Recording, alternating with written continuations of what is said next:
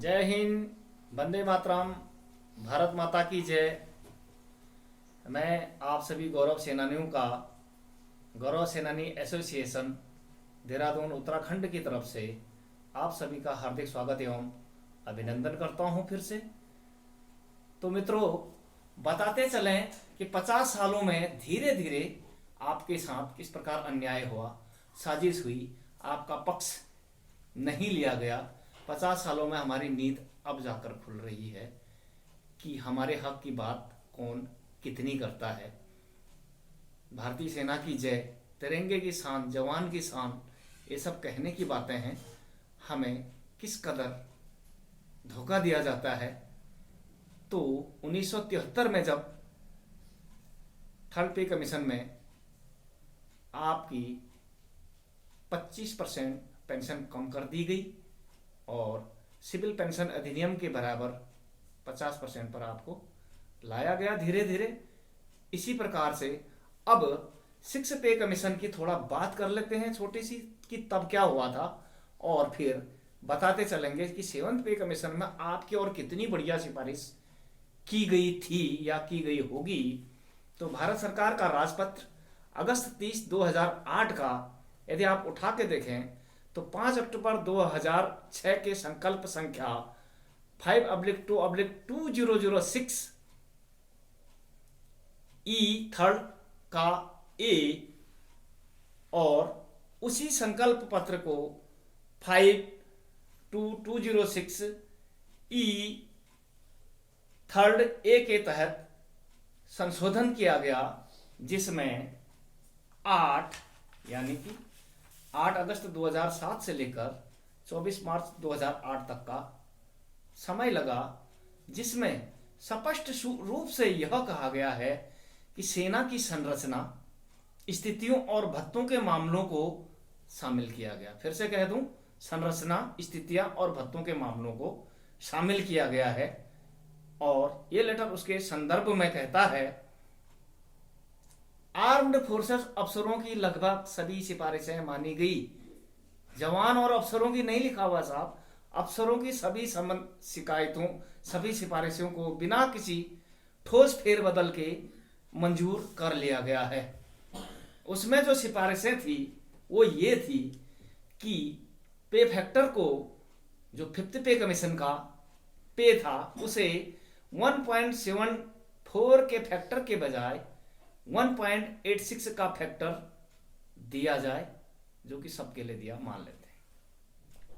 इसके अलावा जो उन्होंने अपने लिए दूसरी बात जो कही, पे और ग्रेड तथा पे बैंड का पुनर्निर्धारण किया गया। दूसरी बात कह रहे हैं, पे बैंड और ग्रेड का पुनर्निर्धारण किया गया, लेकिन किसके लिए आगे चलकर बताएंगे।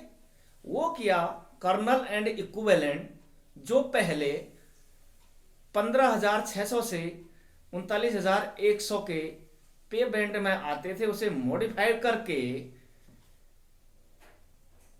बदलकर 37,400 से लेकर 67,000 के पे बैंड में डाला गया। ये था पे बैंड 4 का मॉडिफिकेशन, क्योंकि नहीं तो इस रेंज में कर्नल एंड ब्रिगेडियर साहब नहीं आ रहे थे, मेजर जनरल साहब आ रहे थे, जो कि उसका पुराना मॉडल जो था वो था 39,200 से लेकर 67,000 का।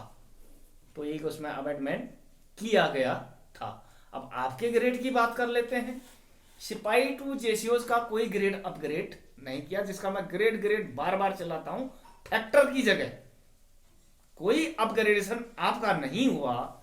इवन जेसीओज को नॉन गजेटेड ग्रेड दिया गया, 2 रैंक, नायब सूबेदार और सूबेदार साहब लेवल 6 और 7 दोनों को नॉन गजेटेड यानी नीचे फेंका गया, और 2 रैंक आप अपने ऊपर ले गए। बहुत बढ़िया साहब। और 13 अगस्त 2018 को भी मिनिस्ट्री ऑफ डिफेंस ये मानता है, ये कहते हुए कि जेसीओज भी गजेटेड हैं। तो फिर आज तक लेवल, एमएसपी, किसी चीज की कोई चर्चा नहीं हुई। ना ही सिपाही का ग्रेड बढ़ा, ना हवलदार का बढ़ा, ना जेसीओज का बढ़ा।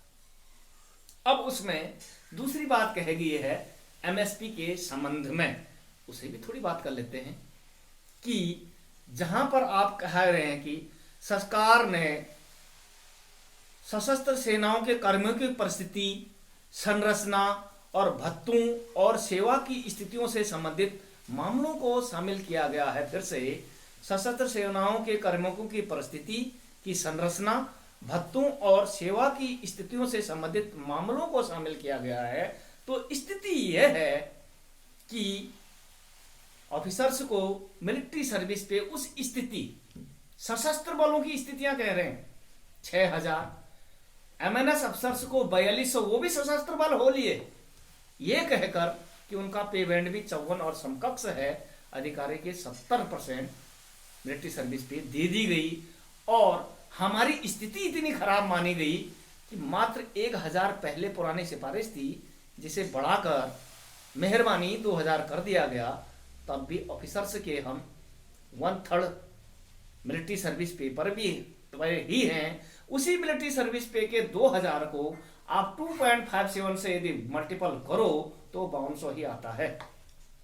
यहां पर एक छोटा सा और लॉलीपॉप दिया गया, जेड ग्रुप को रिमेस्ट करके वाई में लाया गया, ग्रेड नहीं बढ़ाया, उसे आपके साथ शामिल किया गया। अब और भी सिफारिश की थी आपने जो भारत सरकार ने रिजेक्ट कर दी, वो ये कि यदि ऑफिसर साहिबान, क्योंकि 14 साल तक एसएस कमीशन वाले नौकरी कर सकते हैं, अब कहा यह है यदि 15 साल से ऊपर और 20 साल से नीचे यदि अधिकारी सर्विस करे और पूरी सर्विस 20 साल का मिनिमम ना करे तो उसे पेंशन तो नहीं मिलेगी, लेकिन यदि वो चले जाते हैं तो उनके लिए एक सेवरेंस पैकेज दिया जाए। बड़ा मुश्किल से इसकी हिंदी भी बनाई साहब, उदार विच्छेद पैकेज दिया जाए, इतनी उदारता से कि आप पैकेज भी ढूंढें। अब मुझे बताइए, जो जवान 15 साल से ऊपर सर्विस कर लेता है, अगर वो वीआरएस जाता है, उसकी उदारता कहां गई? आप सारी कटौतियां और ओआरपी का बेनिफिट भी उसे नहीं मिलेगा, जबकि वो मिनिमम सर्विस पार करने के बाद की बात हो रही है। आपके मिनिमम सर्विस पार करने से पहले भी आपको उदार पैकेज चाहिए था, जिसे भारत सरकार ने कैंसिल कर दिया। धन्यवाद, कम से कम इतना तो सोचा। इसका मतलब जो हम लोग अपना सही तर्क अगर लेके हमारे हक में अगर बात हो रही होती तो भारत सरकार उसे जरूर मानती।